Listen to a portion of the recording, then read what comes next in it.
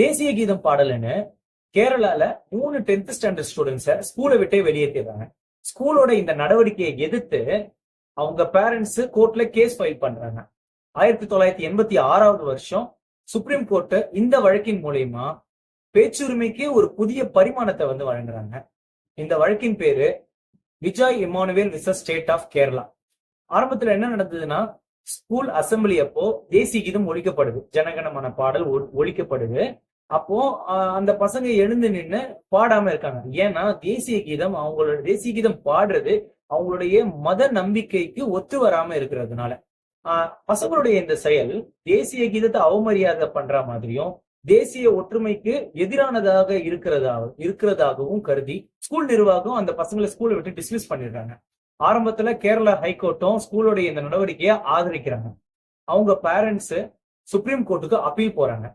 Supreme கோர்ட்ல justice ஓ சின்னப்பா ரெட்டி அவர்களும் MM தத் அவர்களும் அடங்கிய அமர்வு இதுக்கு என்ன தீர்ப்பு அளிச்சதுன்னா, அரசியலமைப்பு சட்டம் ஆர்டிகல் 19(1)A வழங்கி இருக்கக்கூடிய பேச்சுரிமையையும் ஆர்டிகல் 25 வழங்கி இருக்கக்கூடிய மத உரிமையையும் ஸ்கூலோட இந்த செயல் மீறுறதா இருக்கு.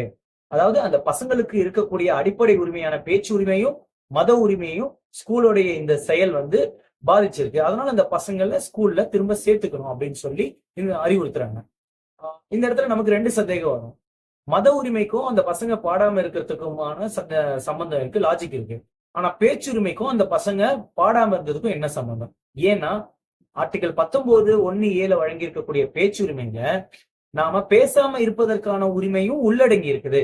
அதாவது ஃப்ரீடம் ஆஃப் ஸ்பீச் மாதிரி ஃப்ரீடம் ஆஃப் சைலன்ஸும் ஒரு அடிப்படை உரிமை தான். இன்னொரு விஷயம், தேசிய கீதம் பாடுறதுனால என்ன பிரச்சனை, அது எப்படி அவங்களுடைய மத உணர்வுகளை புண்படுத்துற மாதிரி அமையுங்கிறது. அதாவது ஜனகணமனதி தொடங்குற பாடல்ல இருக்கக்கூடிய எந்த ஒரு வரியுமே அவங்களுடைய மத உணர்வுகளை புண்படுத்துற மாதிரி அமையுதுன்னு அவங்க இந்த பசங்க சைட்ல இருந்து சொல்லல. அவங்க அவங்களுடைய மத சுதந்திரத்தை பாதுகாத்து அதை முன்னிறுத்தி செல்றாங்க. ஆனா அதே நேரத்துல அவங்க தேசிய கீதத்தை அவமதிக்கவும் செய்யல, தேசிய ஒற்றுமைக்கு எதிராகவும் நடக்கல.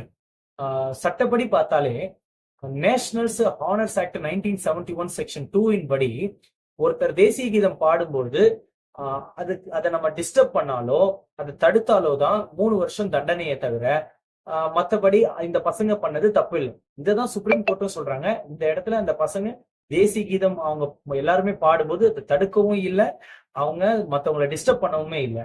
அதுக்கு மாறா அவங்க எழுந்து நின்று மரியாதை தான் செலுத்திருக்காங்க.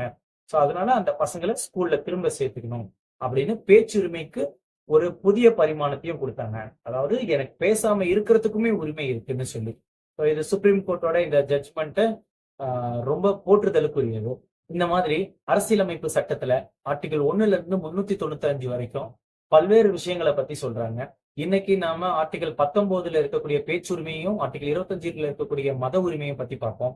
இனி வரும் காலங்கள்ல நம்மளுடைய அடிப்படை கடமைகள், இன்னும் ரைட் டு லைஃப், இது சம்பந்தமான தகவல்களை தெரிஞ்சுக்கணும். தேங்க்யூ.